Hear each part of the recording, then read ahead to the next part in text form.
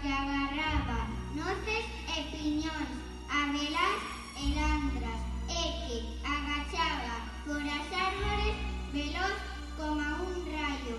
Un día subiuse a un piñeiro máxico que daba unhas piñas que nas comía esquecía algunha cousa. O animaliño colleu unha daquelas pinas e rillouna ata que atopou os piñóns e os comeu. Daquela esqueceu como se chamaba, estaba preocupado e dixo: nin son pina, nin piñón, entón, quen son? O animaliño baixou do piñeiro moi confundido e puxose a andar por a fraga adiante ata que topou un lobo e díxolle: Bo día, amigo lobo, nin son pina, nin piñón, ti saberás quen son.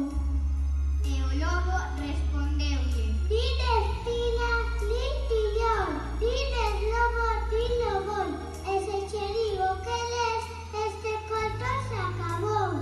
E como o lobo non quería que o conto acabase tan axiña, non lle dixo quen era a pesar de que o sabía.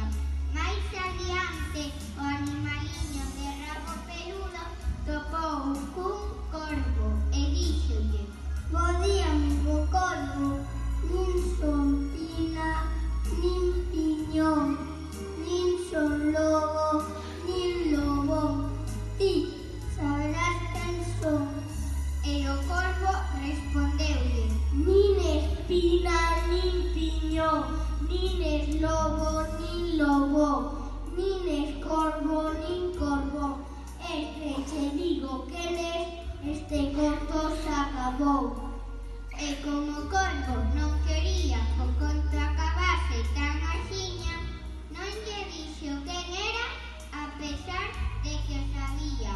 Mais adiante o animaliño de rabo peludo con dúas patiñas pequenas topou un sapo e díxolle: Bo día, amigo sapo, nin son pina, nin piñón, nin son lobo, nin lobón, nin son corvo, nin corvón.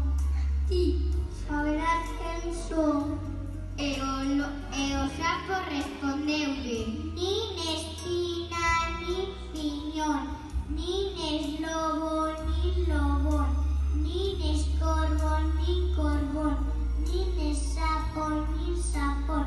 E se che digo quen es, este conto se acabou. E como o sapo non quería que o conto acabase tan axiña, non lle dixo quen era a pesar de que o sabía.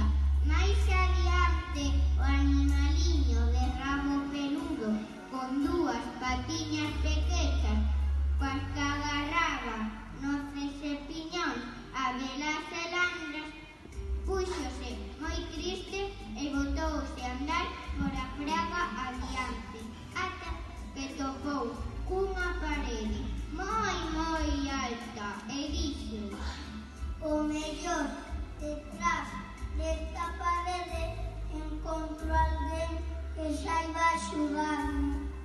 O animaliño empezou a baixar por un piñeiro groso e alto que ali había, ata que case deu contra os fustiños en unha xanela. Detrás da xanela